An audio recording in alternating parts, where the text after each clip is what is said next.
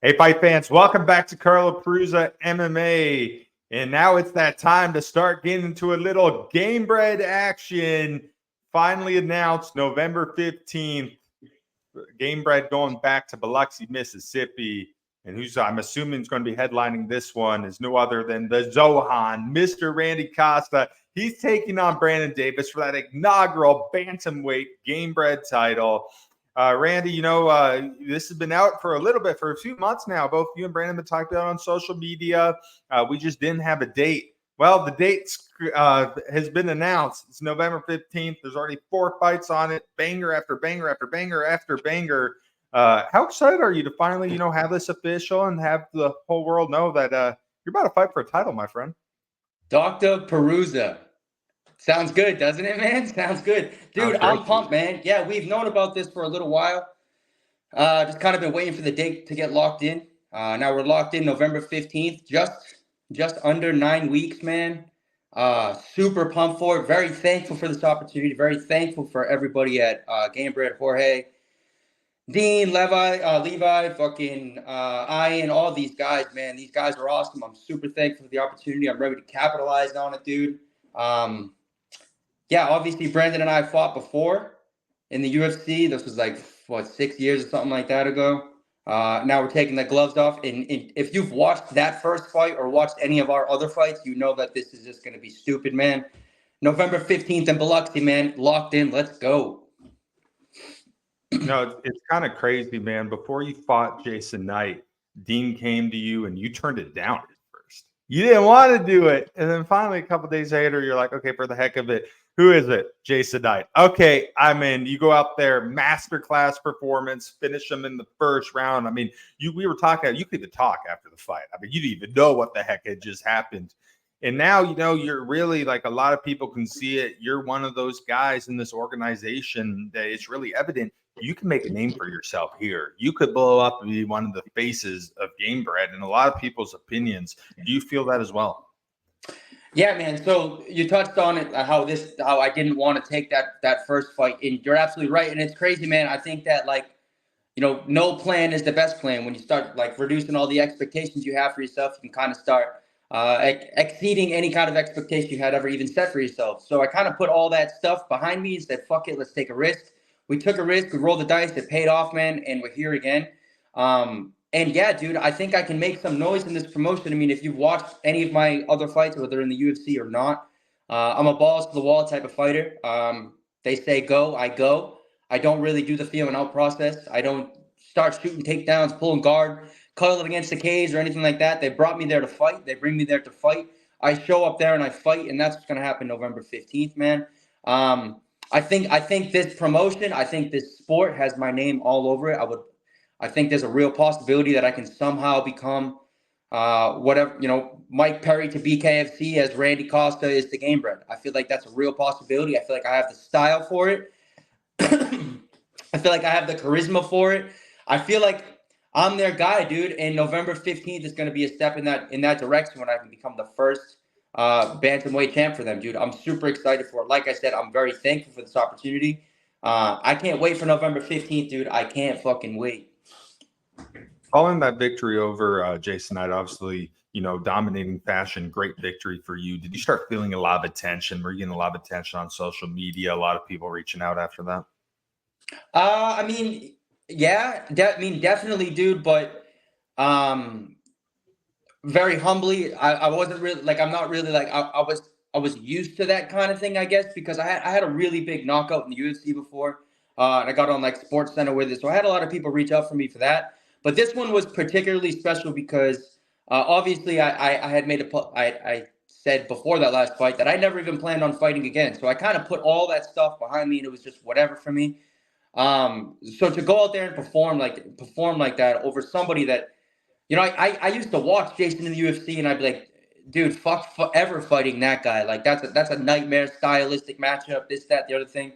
So while, of course, I received some attention, I was more so like super internally proud and happy or proud of myself and happy for everything in my team and all my people and the people that actually supported me, man, because after watching my UFC run, dude, it'd be easy to give up on me, or not give up on me, but like not have that belief in me anymore. So I made it like a point to have like the people around me, like the ones that actually believed in me, and it paid off, dude. And I like kind of took a step back and stopped giving a fuck about everything else, and really only like gave a fuck about the things that are like right in front of me and the things that matter, and that's like, you know, my family, my friends, and my real life, dude, like the life that I live. Yeah, dude, it was super cool, and it wasn't even like the attention is the thing that's like that I guess I'm most proud of or happy about. It's that like people are reaching out to me saying that like I inspired them and that like they're proud of me. Like that's the cool shit, man. When somebody reaches out and says like, "Oh, you inspired me to do this," or "You inspired me to do that," like that makes my heart happy, dude. Like that's the important stuff, man. You know, you've been doing this for a very long time. I mean, as an amateur since I think it's like 2014, and so many people watch the sport in this day and age. There's so many different avenues for guys to go to make a living, but I think a lot of people, especially the casual fans, don't remember that, you know, 10, 15, 20 years ago, man, this was not what it is today. I mean, this was outlawed in so many different states. I don't think you could even do Gamebred 15 to 20 years ago. I don't think it would be approved by any sanctioning body. You know, you had senators calling it human cockfighting. I mean, it was crazy. When you first started, you know, in the amateur days and those early promotions, do you have any crazy fighting horror stories of maybe like mystery opponents fighting in crazy locations that's not like an arena, sketchy medicals? You got anything? Me personally, I don't, because I was like, my first fight was like 2014 or something like that. Yeah, like 2 years after high school. So it was like it was still modernized-ish, I guess. Like it was right before like the UFC did like the Reebok deal and this, that, the other thing. But pretty cool. So my coach Joe Lozon actually fought Jorge Masvidal in Miami as like regional pros, and I'm pretty sure that Lozon was told that he was gonna go to Miami and fight like a 5'8" grappler or something like that, and he showed up and he's fighting fucking 6'1" street Jesus in Miami. I'm pretty sure that's what happened. I know that Masvidal beat Lozon. I don't remember how Masvidal. This was a while ago, but that's probably like the coolest like taboo story that the best connected taboo story that I have with someone that I know. But me myself, man, I don't have any like crazy stories like that because I started fighting when it was like definitely more modernized. Yeah, man, I wish I had a better story for myself, but I definitely don't have one. I heard it. I could be wrong, but did you find a bowling alley or something once? My pro dude, my pro debut was in a bowling alley, and 9 months later, I'm fighting UFC 236 against Brandon Davis in the State Farm Arena in Atlanta, Georgia, headlined by Dustin Poirier and Max Holloway. Yeah, dude, this whole thing's the trip, dude. Literally like a bowling alley to State Farm Arena in Atlanta, Georgia. 9 months time. Life's a trip, man. Life's a trip. You know, so you obviously you did well as an amateur. You went undefeated as an amateur, and then you had, I think it's about 2-3 years layoff before you ended up turning pro. You know, what was going on in your life at the time? What was the reason why maybe it took a little while for you and the team to go pro? So my team was trying to get me to go pro. They had like the ultimate belief in me from the beginning, and I'm super thankful for Joe Lozon and all the guys at Lozon MMA for like forever pushing me to try to become the best version of myself, because I definitely never believed in myself, and I never wanted to fight once, let alone twice, let alone 12 or 13 pro fights at this point. So I had those 3 amateur fights, and then I said I was never going to fight again. I went to school. I did this, that, the other thing, and then and I had one of my good friends. His name was Devin Carrier. His dream was to make it to the UFC, and I had stopped fighting at the time that he started chasing like the pro career.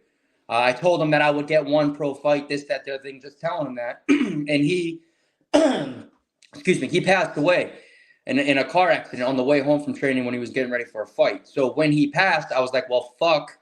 I kind of owe it to him. I gave him my word that I would get one pro fight. So I took one pro fight turned to 2 fights, two turned to 3. And then I found myself in the UFC. And probably the most proud moment of my career was my first win in the UFC at the TD Garden in Boston, Massachusetts, which is where I'm from, where Devin's from. We went to fights there before. But anyway, I won my first fight in the UFC, and I got to hold a picture of Devin in the middle of the UFC, or in the middle of the UFC cage after I won, with his parents sitting in like the first row, right outside the cage. And John Anik mentioning his name in the interview and this, that, the other thing. That was probably like the proudest moment of my career. But yeah, man, none of this was ever in the plans. This was just kind of like one big happy accident. Obviously, I would do anything to get my friend back, dude. But obviously, that's not a possibility. So I'm happy to keep his memory alive by walking this crazy path. And here I am fighting for a Gamebred title, and I can't wait to, pay my respect to Devin in the middle of that cage when I have a nice shiny belt. And I don't know if no one's probably ever noticed, but through fight week, I wear a necklace. And in that necklace, I have Devin Carey's ashes in them. And I only wear it during fight week. So he is actually with me like every step of the way, from when I get onto the airplane through fight week to when I go and walk in the cage. And right after the cage, they pull it back around my neck. That's my boy, man. Rest in peace, Devin Carey. He was the fucking man. So you train with a guy who's a legend in mixed martial arts, a guy who I think does not get enough credit. One of my all-time favorite fighters, Mr. Joe Lozon. The guy's done so much. He's fought a lot of guys. I think one of the best Brazilian jiu-jitsu practitioners in the United States. And the guy's a complete legend. But how did you get that introduction to him? When did you start training with Joe? So more than just a good fighter, dude, Joe is like, he's the man, dude. He's like the coolest guy in the world. And honestly, I wouldn't be in any sort. My whole life trajectory would be entirely different if I didn't meet Joe. Like, that dude for sure changed my life, and I owe a lot to him. So my introduction to him, I was in high school, and he was like the first or the only like real actual UFC fighter around the area. So I'm from Taunton, and he's from a place called Bridgewater, which is like 20 minutes away from here. So I found out that he owned a gym down the street. So I was kickboxing at that time, and then I wanted to like start making the MMA move. So I was like, I was like a bus boy at IHOP, and I was busting tables on the weekends to be able to pay for a gym membership and to pay for the gas to go train with him. So I started training with him when I just got my license. I was 16 years old in 6 months or 5 months, whatever it is, my junior year in high school. I found out Joe Lozon's gym existed. I went in there, and the rest is history, man. I've been training with him now for 14 years or something like that. And I love that guy, man. He's family to me, dude. He's family. He's the coolest guy. I'm super thankful for him. So were doing really well as a pro. It happened really fast for you. You had a run, 9 months. You were in the UFC. You went undefeated as a pro before the UFC. You go in, you fight Brandon Davis. Do you remember where you were and who called you and told you that you're in the UFC contract? Yeah, dude, I do actually. I was an instructor at Joe Lozon's gym, and I was getting into it was actually super cool, man. I was getting into my car. My mom had just got back from a run, and she was walking inside, and I was in my car, like getting ready to leave. And I got a text from Joe Lozon, and it was just a screenshot. It was like verse Brandon Davis, UFC 236 Atlanta. And I'm thinking in my head, and I'm like, oh, is that for so-and-so? Like another guy that was in the UFC around here. I'm like, oh, that's a great fight for him. He was like, no, that's for you. I was like, whoa, dude, what the fuck? That's fucking crazy, man. I must have drove fucking 200 miles an hour to the gym that night, dude. But it was super cool because I got the text right away. And then I got to share that with my mom, like right when I found out, man. That was super fucking cool. I got that. I don't remember the date of that, but it was probably like 3.5 weeks or 4 weeks before the fight, which was on April 15th. That was a special thing, man. I'll never forget that text. Obviously that night, huge card in Atlanta. You had the rematch of Dustin Poirier versus Max Holloway. I think it was for that interim 155 title at the time. Then you had one of the greatest fights ever before that in Israel Adesanya and Kelvin Gastelum. You got to make your debut on such a star-studded lineup. It didn't go the way you wanted. There were some bright spots in there. You're able to knock him down there in the first round. But what did you learn from that whole experience? That I felt like that I belonged, that actually had potential. That like I had a high ceiling, man. I mean, I fought Brandon, and I only had 4 fights. I fought a bunch of like tomato cans before that, and I think his fight prior to me was like Zabit Magomedsharipov. So I'm like, oh fuck, like I either have my hands full, or I'm gonna rise up to the occasion. And I think in some ways I rose up to the occasion. I was used to fighting, in front of a crowd. Obviously, not nearly as big of a crowd as that, but I'm very thankful for the amount of support that I have for all of my fights. I bring a lot of people to my fights, And we were like the first fight of the night, so the arena wasn't full yet. It was just, it was mostly my people. Like there was some Brandon's people, there was like some people in the crowd, but it wasn't like that. It wasn't very big. But after that experience, man, I learned that like I do have skill, and like I actually can fight, and I know how to fight. And like everybody gets, there's the UFC jitters, sure, that's all real, this, that, the other thing. But like the flip side is like you realize like everything is the exact fucking same. The lights are just a little bit brighter. There's literally nothing different. So once you can kind of get over that hump of like, oh my God, it's the UFC. Oh my God, oh my God, oh my God. I think that you realize like it's just the lights are brighter. Everything else is the same. So I think the lessons that I took from that was more so like internal lessons and believing in myself, rather than like anything else I learned. But I know I can fight, man. I know I can fight. I knew I could fight before that fight. I knew I'd fight in that fight. I knew I could fight after the fight. So that was just that was more so like a cool confirmation for me to get in there and feel it and realize that I belong there. And I still do believe that I belong with the best guys in the world. After the Davis contest, you got a fight in Boston, and your hometown, everything, home state. You fought a friend in Boston Salmon. I'm sure that wasn't the most ideal situation to be in, but what was that experience like? Obviously, the fight went well for you. You were able to pick up a finish victory, but was it a little weird going there, like a guy that you legitimately cared about? So Boston and I, we weren't like buddies. We weren't like friends.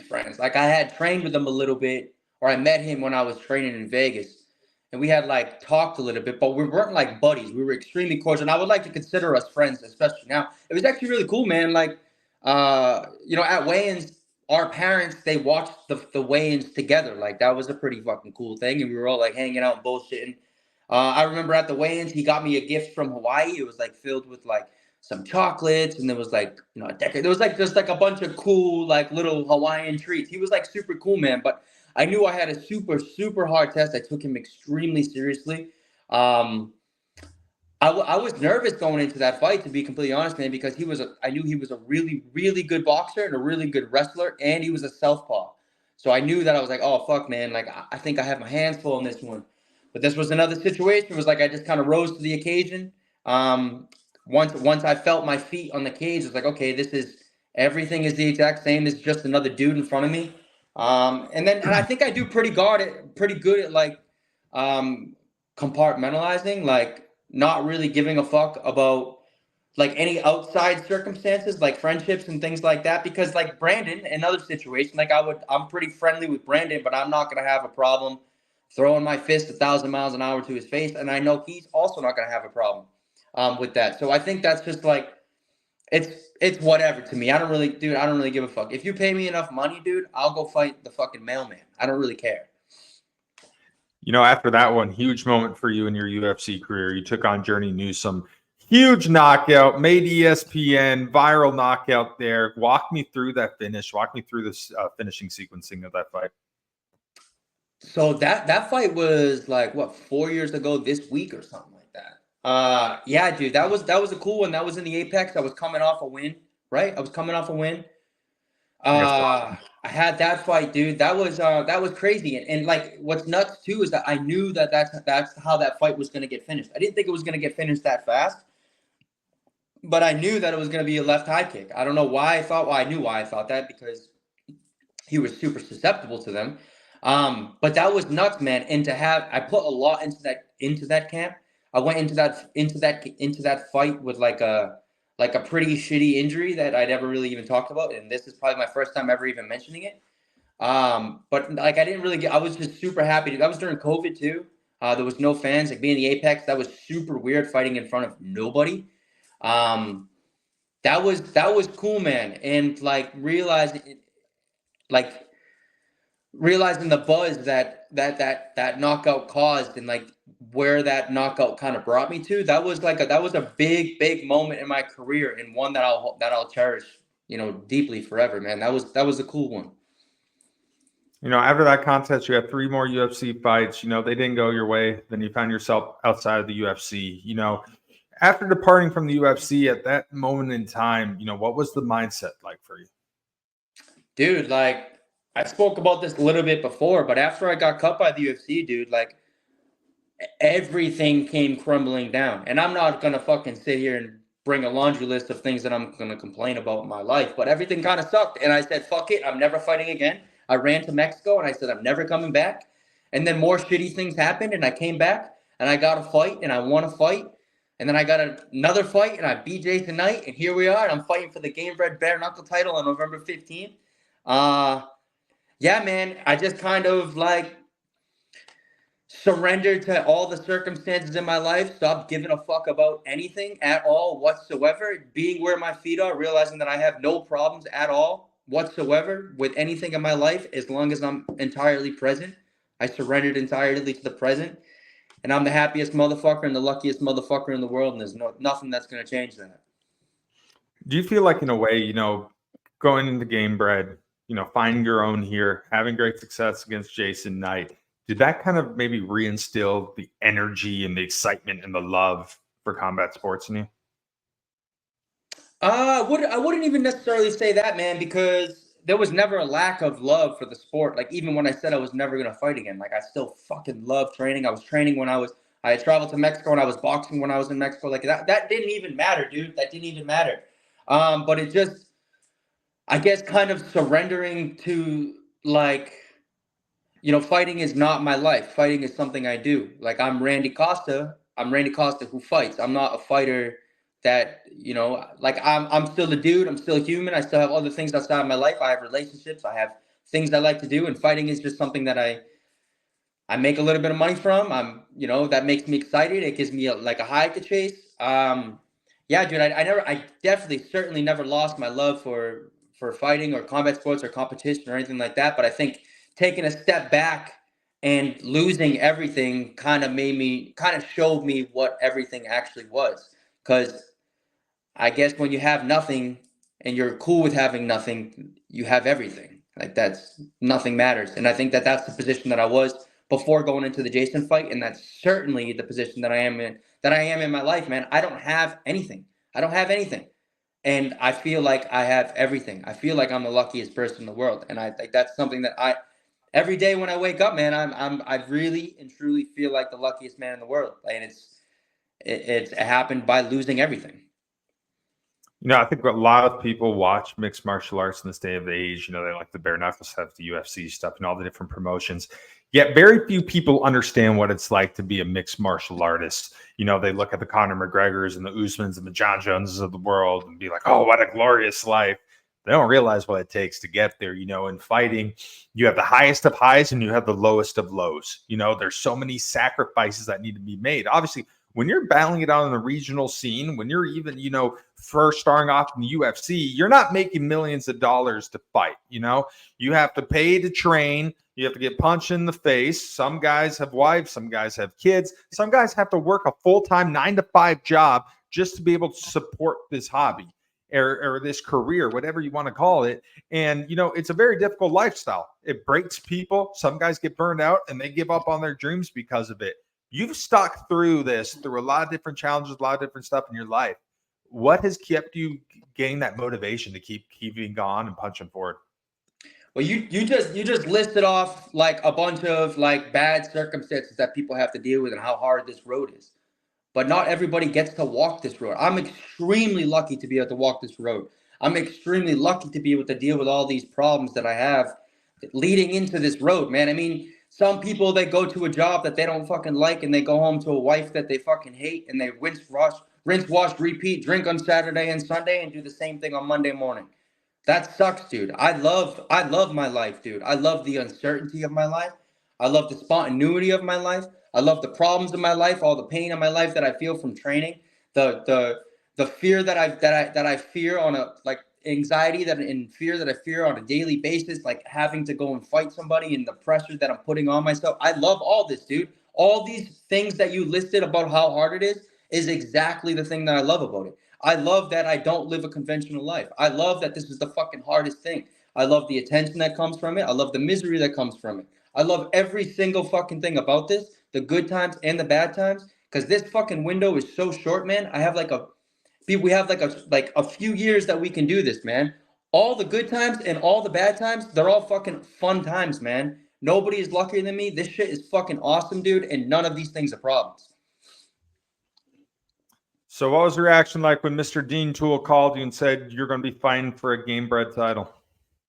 I was like, well, damn, that's pretty fucking cool, man. I thought that was eventually a place that I would end up in, especially after the Jason fight. And if this is something that I decided to pursue, which is something I decided to pursue, I felt like that was inevitably going to happen. I figured that Brandon and I would eventually cross paths in the sport. I definitely didn't think it was going to be this next fight. But it's fucking cool, man. It's really cool. This whole thing. I don't know how, in some crazy fucking alternate universe, dude, I somehow found myself in a position to be fighting for a bare knuckle MMA title. Like, how the fuck did we end up here? I don't know. It's so cool, man. Like I said, I'm super thankful for the opportunity. I'm gonna capitalize on it, man. I'm gonna capitalize on it.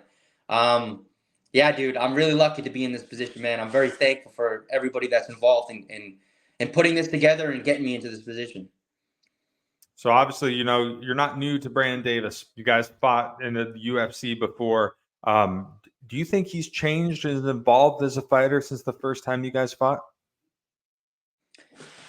I mean, yeah. I mean, it's been 6 years, dude. If he didn't evolve, then I mean, what's he doing? But like, that's not what it is. That's not the type of guy Brandon is. I think Brandon's a solid dude. I think he's a fucking extremely hard worker. I think he's a fantastic fighter. I think he's improving daily as I'm improving daily. You're not going to hear me throughout this entire lead up. You're not going to hear me say a single bad word or negative comment about Brandon. It's all love for Brandon. I'm excited for the fight that we're going to put on. And I guess may the better man win. And I'm very confident it's going to be myself that night. In which ways do you think you have changed and evolved since the first time you fought Brandon?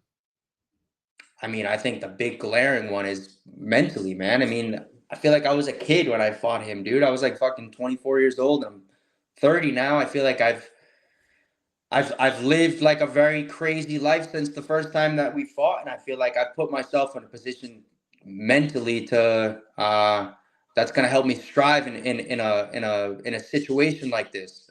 Obviously, the skill set. I mean, that goes without saying. I mean, if I went just like with Brandon, if I went 6 years without fucking improving, then that's gonna say more about me than anything. It's kind of that'd be like a damn shame, to be honest with you. But I think the biggest thing that I've improved is like my where my mentality at, where my mindset's at, my view of the world, like my just everything internally, man, spiritually, mentally, all these internal things that I think play way more factor than any kind of physical thing. I feel like I've grown way more like that in terms of a man, for sure. Do you feel like fighting is more mental than it is physical? Dude, fighting is fucking all mental, dude. 100, like 99.99%. It's all, dude. Like, we all have 4 arms or 2 arms and 2 legs. Like, every single, I mean, not every single person, but you know what I mean. Every single person has 2 arms and 2 legs. It's what's in between your ears that's gonna, what's making these things come together. So if you don't have your mind right, then it doesn't matter what kind of shape you're in, what your skill set is. I mean, you've seen time and time again that, guys who crush it in the gym and can't do well on fight night, guys who fucking, fold under pressure, all these things. Dude, fighting is all mental. I mean, we may as well be fucking rocket scientists or chess guys, dude. Like, I feel like it's just as much mental as that is. Obviously, it's a completely different fucking world. Obviously, let's be real. But like, dude, it's all mental. Like, the drive to keep going and withstanding pain and all these things. It's all between the ears, man. The whole game is between the ears. Obviously you guys fought before. It didn't go your way the first time, but before this was even announced, was getting a win over Brandon something you've always wanted to accomplish? Was that a goal? No, I don't give a fuck. I mean, it's cool, right? It's cool. I get to go and beat the guy that beat me and gave me my first loss, this, that, the other thing. But I don't give a fuck, dude. I don't give a fuck. That was then. Like, I'm here today. Like, yesterday's fake, man. Yesterday's fake. Like, that never even happened. I'm here right now. This is the only thing I know. The thing that I guess I'm more excited about is that I'm fighting someone that's also exciting, not somebody that's gonna fucking make this a boring fight. Like, me and Brandon are at the top of the bill because we're gonna put on an exciting fight. Not because we fought before, not because he beat me, not because we both fought in the UFC, not any of that. We're fighting at the top of the bill because we're excited. That's the thing that I'm excited about. I don't give a fuck about revenging a loss. I don't give a fuck about any of that. It doesn't matter. I'm on my own journey. Like, whatever, dude. He beat me that night. I'm looking at November 15th. I'm looking for an exciting fight and give Biloxi, some shit to talk about, man. And it's gonna be cool. I'm really excited. Jorge Masvidal, he likes to use the term fireworks when he talks about his fight. And I think this fight is the fireworks store, in my opinion. I mean, I don't think you get more fireworks than this. If this doesn't end early in the first round, could this be all the making of a 3-round absolute dogfight classic? Or would this be a 5-round fight? I don't think we know that. It's a fucking formality, dude. This isn't going 5 rounds. It's not going 4 rounds. It's not going 3 rounds. It might not even go 2 rounds. But we definitely know, dude. Let's be real, bro. Let's be real. I live by the sword. I die by the sword. I've never seen the 3rd round. I doubt that's going to happen on November 15th, bro. I'm a fucking realist. It's not going 5 rounds. The judges can sit this one out, bro. Just watch the show. I mean, all these fighters say that. They say all the judges can sit this one out, but like, I actually do that. Like, we don't need that shit. It's a formality. It's just on the piece of paper that it's 5 rounds. But dude, it's Randy Costa doesn't fight 5 rounds. Now, what would it mean to you to be able to be the first person to ever win a 135 Gamebred title? I mean, dude, it's sick, man. And it's not what would it mean, it's what will it mean, because I'm going to win, and November 15th is my night, and I'm going to be the first bare knuckle bantamweight champ for Gamebred. It's going to be super fucking cool.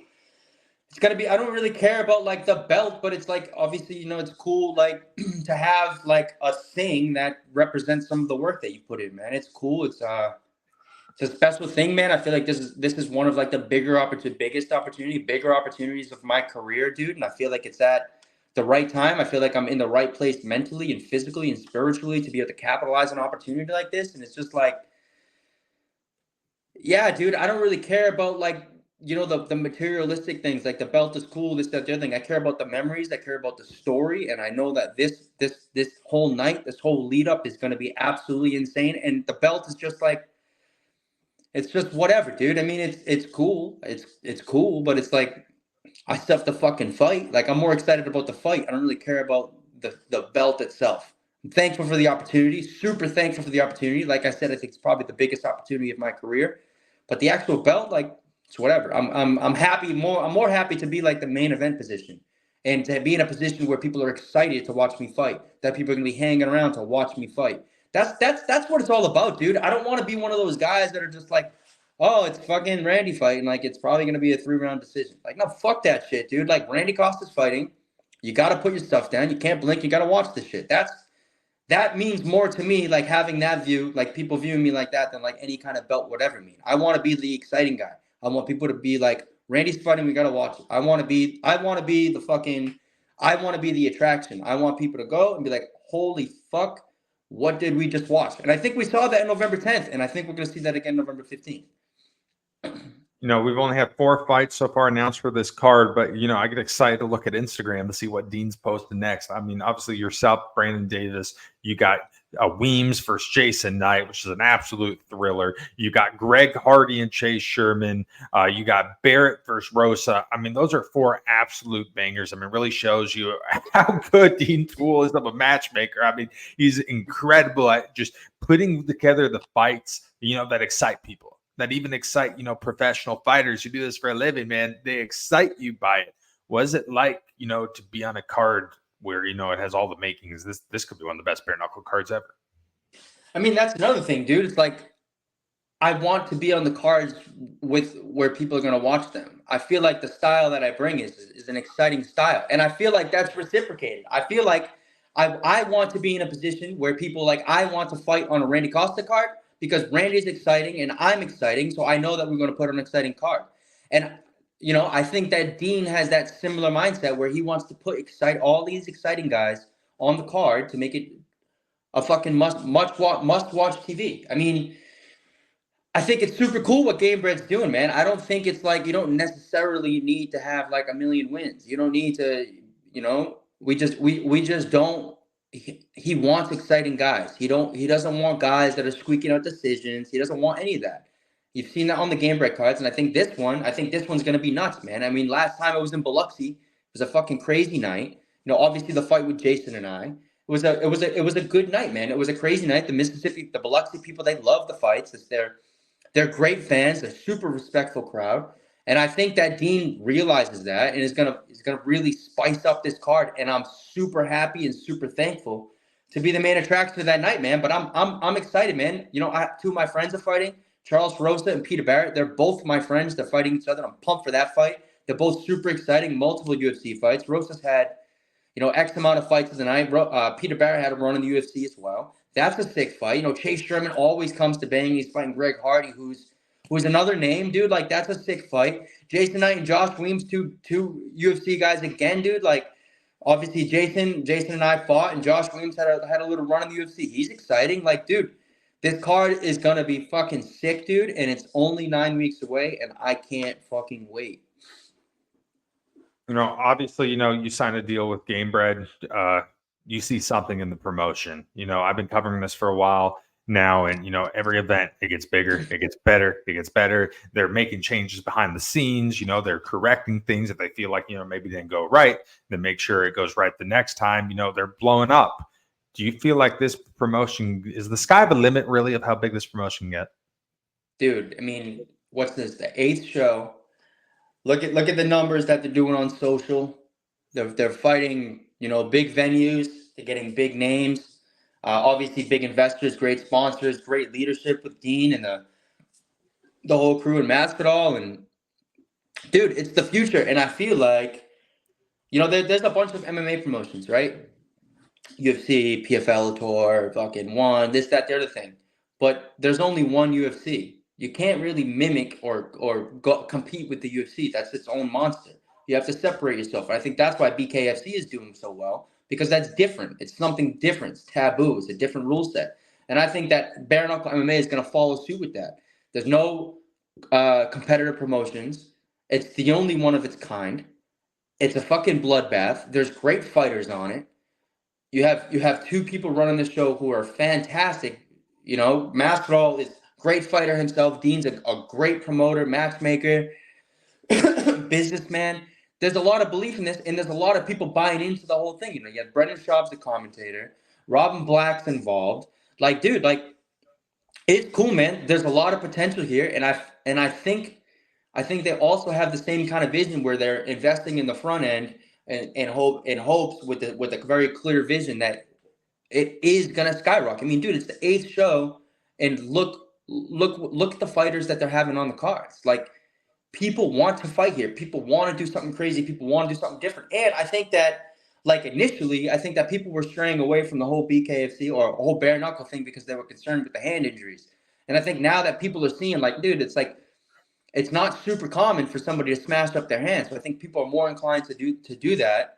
And with this being the only bare knuckle MMA promotion, there's no competitors. They're going to be paying fighters.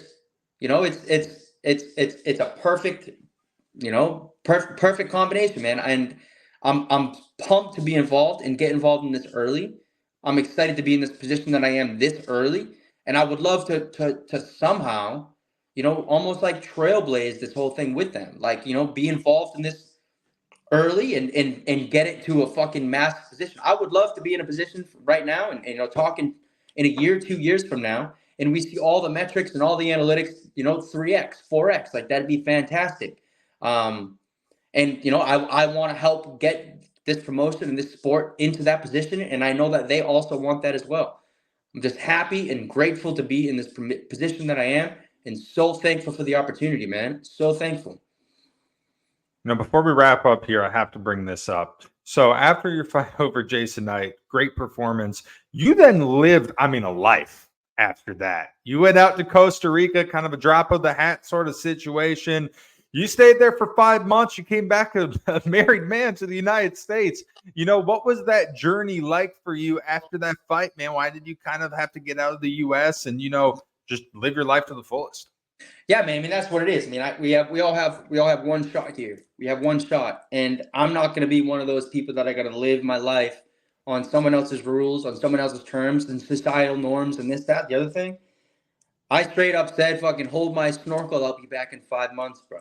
But what really happened is I went there and I thought I was only going to go for 10 days. And 10 days turned into a month turned into 2 months, 3 turned into 4, 4 turned into backpacking across Costa Rica and Guatemala and finding myself diving in the Galapagos. And it was a super cool experience, man. And this is the life that I want to live. This is my dream life. And I'm so happy, man. I'm the luckiest man in the world. And this is not the first time I've done this. Like this last year, too, I went away for 5 months, whatever, backpack across Mexico. I'm a simple man, dude. I'm a simple man. I don't do the materialistic shit. I don't do the gossip. I don't do the drama. I don't do anything like that. I'm where my feet are. I have a fuckload of fun. I live my life, man. I'm a professional good time haver, and I'm a professional bad decision maker. All right, Randy, last question for you, my friend. In a perfect world, what is the outcome when you take on Brandon Davis once again, November 15th in Biloxi, Mississippi for Gamebred FC 8? In and out, bro. In and out. Gonna get in there. Hopefully go untouched. Head kick, knockout. Right away with that belt. Be a good night, man. But I know it's probably not going to be that easy. Brandon's a gamer. He's going to be there to fight me. He's going to be throwing the fuck down. I'm going to be throwing the fuck down. I can't give you a prediction. I don't do the prediction things. But it's going to be a fucking sick fight. And there's 0% chance you can miss it. November 15th, Mississippi Coast Coliseum. The inaugural Gamebred FC. Bantamweight Championship. Randy Costa versus Brandon Davis. So pumped to headline this card, dude. It's going to be sick. Tickets on sale soon. Let's go. Randy, man, thank you so much for talking to me today, dude. I can't wait for this fight, dude. This is going to be absolutely amazing. This whole card is going to be absolutely loaded. Definitely, anybody out there has got to tune into this one because this seriously has all the makings of being the best bare knuckle card ever. But thank you so much for your time, my brother. Good luck to you, and I look forward to seeing you in Biloxi, my friend. Dr. Pruz, I'll see you soon, brother. That's it for us today. That's the Zohan, Mr. Randy Costa. I'm the Fight Doctor, Carla Prusa. Stick around, my friends.